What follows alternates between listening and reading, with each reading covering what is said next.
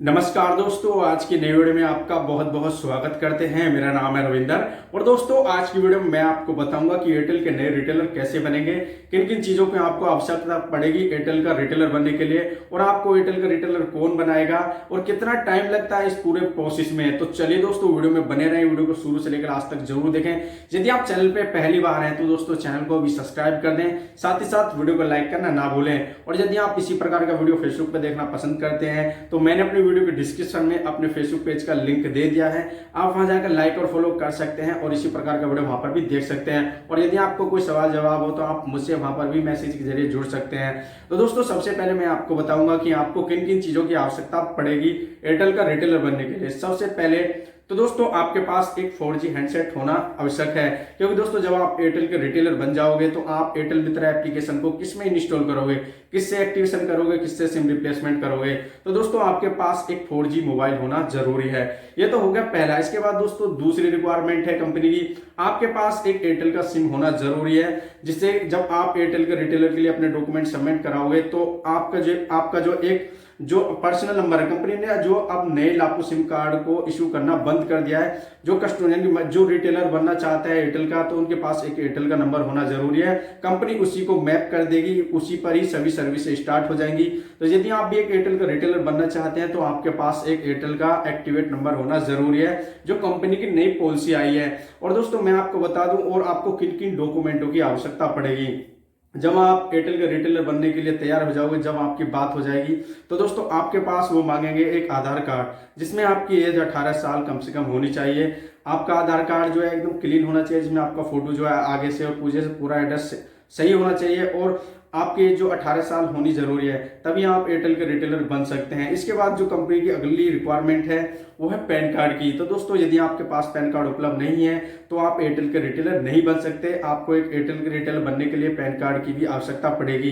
तो दोस्तों इसके बाद जो है आपके पास जो एयरटेल का सिम है, एयरटेल के सिम के जो सिम नंबर होते हैं वो होने जरूरी हैं। जैसे कि आपके पास एयरटेल का सिम कार्ड जब आप मोबाइल से निकालते हो तो उस पर जो है सिम नंबर डले हुए होते हैं 20 डिजिट के, उनका भी आपको फोटो देना होता है। जब मैं आपको आगे बताऊंगा कि मैं कुछ समय पहले जब मैं एयरटेल का रिटेलर बना था तो मुझे किन किन प्रोसेस से गुजरना पड़ा था।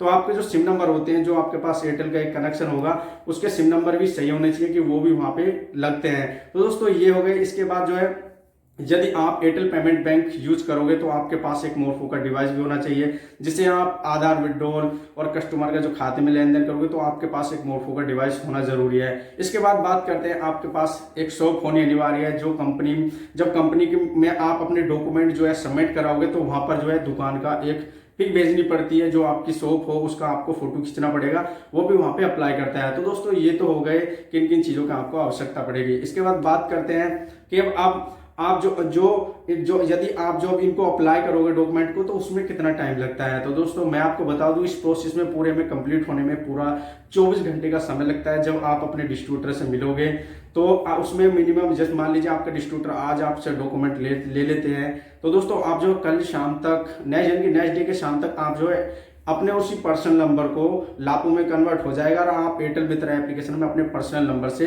लॉगिन कर पाओगे।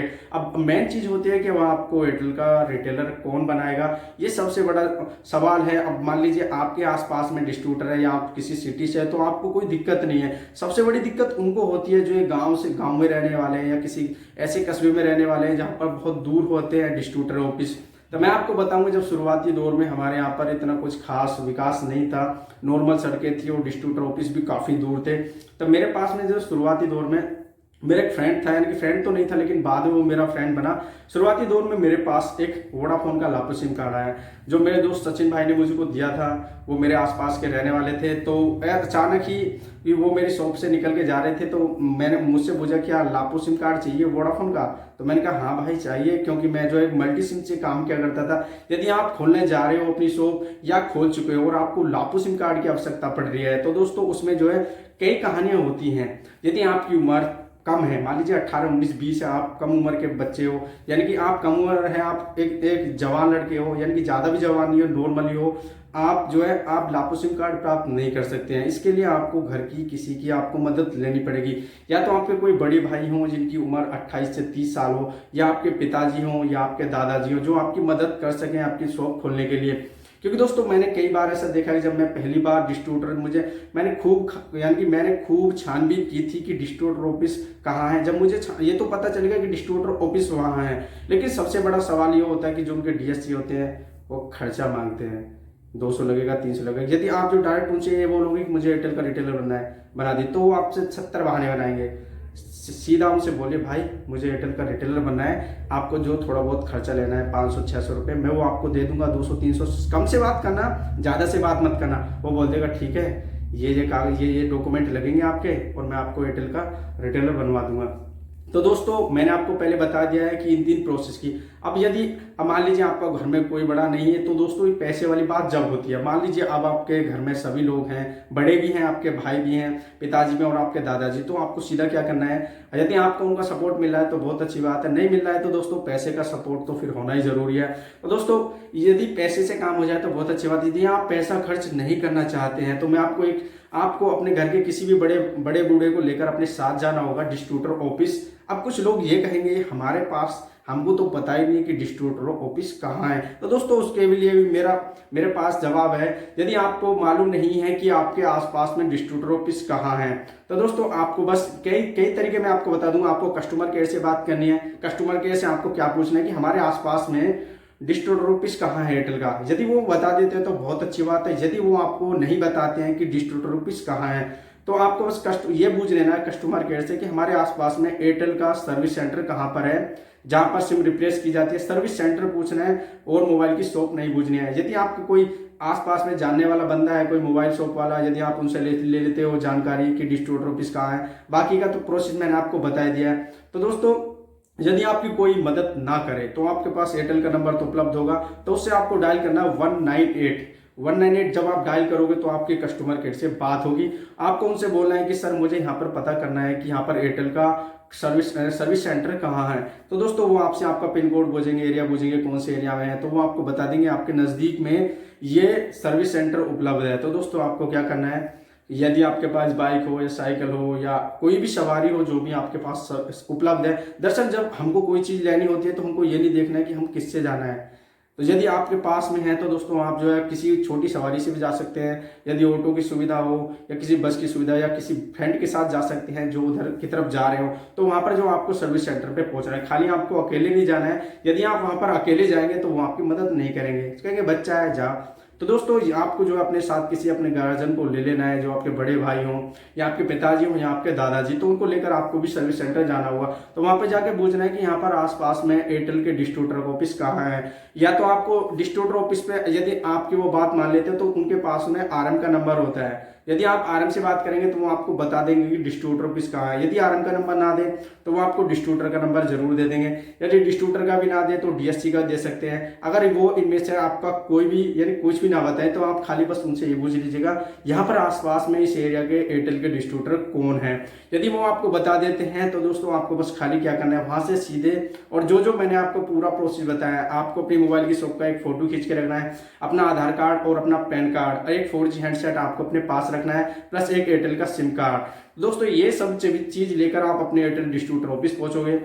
यदि आपके फैमिली के मेंबर आपके साथ हैं तो दोस्तों बहुत अच्छी बात है, वो आपको जो आपके डॉक्यूमेंट ले लेंगे और आपको बता देंगे कि मिनिमम आपको ये इतना वर्क करना है, एक्टिवेशन 2-4 MNP और इतना कम मिनिमम आपको 1000 रुपये या 2000 रुपये लोड बेचना है। तो दोस्तों ये कंडीशन है जो अब नहीं, पहले शुरुआती दौर में ऐसा नहीं था। शुरुआती दौर में पहले क्या होता था कि आधार कार्ड की फोटोकॉपी दोनों तरफ से और 2 फोटो और उसके बाद में वहाँ पर जो आपके डॉक्यूमेंट सबमिट कराए जाते थे। इस प्रोसेस में ज़्यादा से ज़्यादा 10 से 15 दिन का टाइम लगता था, लेकिन अब ऐसा नहीं है। अब कंपनी जो है, जैसे कि आपको मालूम है कि जियो में क्या है, जो आपके पास जियो का नंबर है वही आपका लापो सिम कार्ड में कन्वर्ट कर दिया जाएगा। इसी प्रकार से अब एयरटेल ने भी सोचा है कि लापो कहाँ तक इश्यू करेंगे जो कस्टमर का। जैसे कि आपने देखा होगा कि पेटीएम में सेविंग अकाउंट में अब क्या होता, पहले क्या होता था कि जो कस्टमर का नंबर है उसके आगे 91 लगा दो, वही कस्टमर का सेविंग अकाउंट नंबर हो गया। तो ऐसे दोस्तों अब एयरटेल ने भी सोचा है कहाँ तक लापो इश्यू करेंगे और कहाँ तक, अब डिजिटल तो जमाना हो गया, ऑनलाइन का पूरा सिस्टम हो गया है। तो दोस्तों ये प्रोसेस उसी को देखते हुए एयरटेल ने बदलाव कर दिया। अब लापो सिम कार्ड नहीं दिए जा रहे हैं, जो आपका पर्सनल मोबाइल नंबर है अब उसी को लापो में कन्वर्ट कर दिया जाता है। तो दोस्तों मैं आशा करता हूँ कि आज की वीडियो आपको काफी ज्यादा पसंद आई होगी। यदि आपको वीडियो पसंद आई है तो लाइक करें और मुझे कमेंट करके बताएं कि आपको जो मैंने आपके सामने इस वीडियो के जरिए ये बात रखी है तो आपको कैसी लगी है। तो दोस्तों आप यदि इस प्रोसेस से गुजरते हैं तो आप 100% रिटेलर बन जाएंगे, क्योंकि दोस्तों मैंने आपको जो है सभी तरीके बता दिए हैं। क्योंकि जहां पर डिस्ट्रीब्यूटर दूर होते हैं तो वहां पर बच्चों की नहीं चलती है, वहां पर या तो कोई जिसकी एज बढ़िया हो, ज्यादा हो, 26 27 28 साल का बंदा हो तो इतनी यानी बड़ों की ही चल पाती है। छोटे लड़कों को तो वो टाल देते हैं, भगा देते हैं, अभी नहीं है बाद में आना, ये वो। तो दोस्तों यदि आप भी एयरटेल का रिटेलर बनना चाहते हैं तो यदि इनमें से आपको कोई सा भी जो भी आपको चॉइस लगे वो चुन सकते हैं और आप उसी के अनुसार एयरटेल के रिटेलर बन सकते हैं। तो मैं आशा करता हूं कि आज की वीडियो आपको काफी ज्यादा पसंद आई होगी। यदि पसंद आए तो लाइक करें, चैनल पे पहली बार है तो दोस्तों चैनल को सब्सक्राइब कर दें और अपने फ्रेंडों के पास जो एयरटेल का रिटेलर बनना चाहते हैं उनके पास इस वीडियो को शेयर करना ना भूलें। तो दोस्तों मिलते हैं फिर किसी नई वीडियो में, तब तक के लिए जय हिंद जय भारत।